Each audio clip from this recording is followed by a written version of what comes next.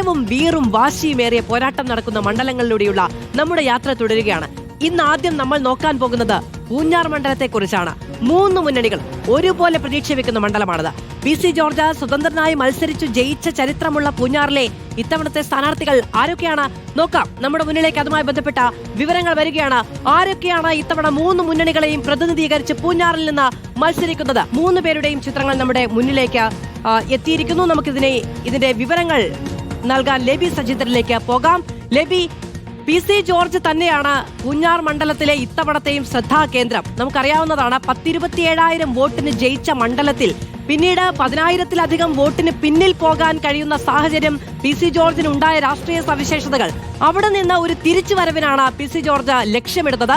പക്ഷേ ശക്തനായ സ്ഥാനാർത്ഥിയാണ് ഇപ്പോൾ സെബാസ്റ്റ്യൻ കുളത്തുങ്കൽ മണ്ഡലത്തിൽ. മധു, തീർച്ചയായും രാഷ്ട്രീയ ശ്രദ്ധാകേന്ദ്രമായി മാറിയിരിക്കുകയാണ് പൂഞ്ഞാർ മണ്ഡലം. കാലങ്ങളോളം എത്രയോ തവണകളായി PC ജോർജ് കൈവെള്ളയിൽ വെച്ചിരുന്നൊരു മണ്ഡലമാണ്. അതിനുശേഷം പിന്നീട് പിണങ്ങിപ്പിരിഞ്ഞ് PJ ജോസഫുമായി പിണങ്ങിപ്പിരിഞ്ഞ് 2016 സ്വതന്ത്രനായി മത്സരിച്ച മണ്ഡലം, അന്ന് ചതുഷ്കോണ മത്സരം ആയിരുന്നു എന്നത് ഓർക്കേണ്ടതുണ്ട്. എങ്കിലും മണ്ഡലം കയ്യിൽ വെച്ചൊരു ചരിത്രമുണ്ട് PC ജോർജിന്. എന്നാൽ കഴിഞ്ഞ തവണ കൈവിട്ടുപോയി.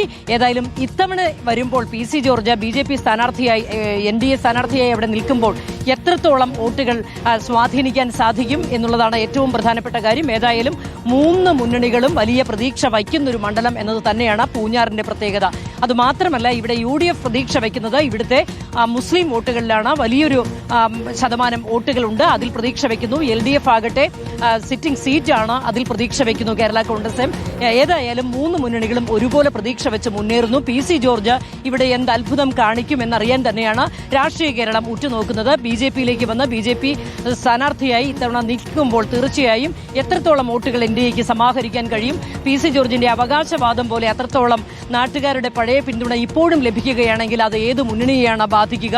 ഇതൊക്കെയാണ് ഏറ്റവും പ്രധാനപ്പെട്ട കാര്യങ്ങൾ. ഏതായാലും പൂഞ്ഞാർ മണ്ഡലം രാഷ്ട്രീയ കേരളം വളരെ കൗതുകത്തോടുകൂടി തന്നെ ഉറ്റുനോക്കുന്ന മണ്ഡലമാണ്. ഇവിടുത്തെ രാഷ്ട്രീയ ചലനങ്ങളെല്ലാം വളരെ സാഗൂതം വീക്ഷിച്ചു വരികയാണ് എല്ലാ രാഷ്ട്രീയ വിശ്വാസികളും രാഷ്ട്രീയം നോക്കുന്നവരുമെല്ലാം. ഏതായാലും മാധു നേരത്തെ സൂചിപ്പിച്ചതുപോലെ സ്വതന്ത്രനായി നിന്ന ചരിത്രം ആവർത്തിക്കുമോ NDAയിലേക്ക് വന്നു കഴിയുമ്പോൾ? ആ വിശ്വാസമൊക്കെ PC ജോർജിന് കാത്തു സൂക്ഷിക്കാനാകുമോ? അതോ സിറ്റിംഗ് MLA സെബാസ്റ്റ്യൻ കുളത്തുങ്കലിന് വീണ്ടും ഒന്നുകൂടി കുതിച്ച് മുന്നോട്ട് പോകാൻ ആകുമോ?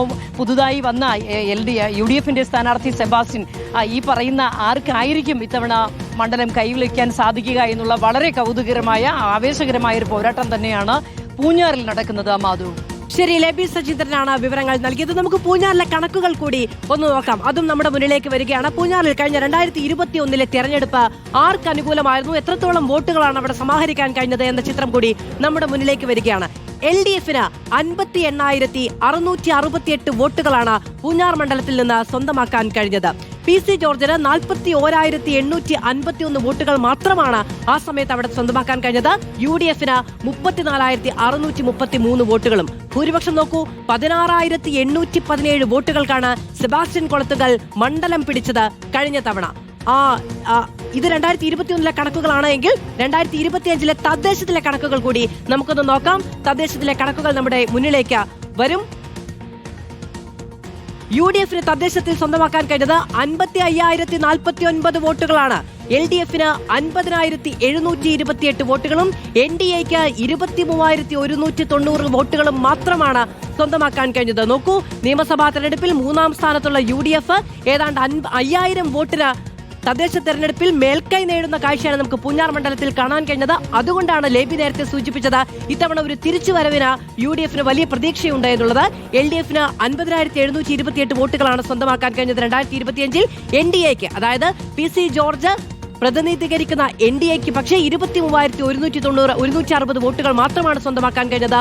UDFന്റെ ലീഡ് 4,321. ഇനി നമ്മൾ പൂഞ്ഞാറിലെ കണക്കുകൾ നോക്കി, പൂഞ്ഞാറിലെ സ്ഥാനാർത്ഥി ചിത്രം നോക്കി, രാഷ്ട്രീയം എന്താണ് എന്ന് ലെബി സജിതരോട് നമ്മൾ ചോദിച്ചു കഴിഞ്ഞു.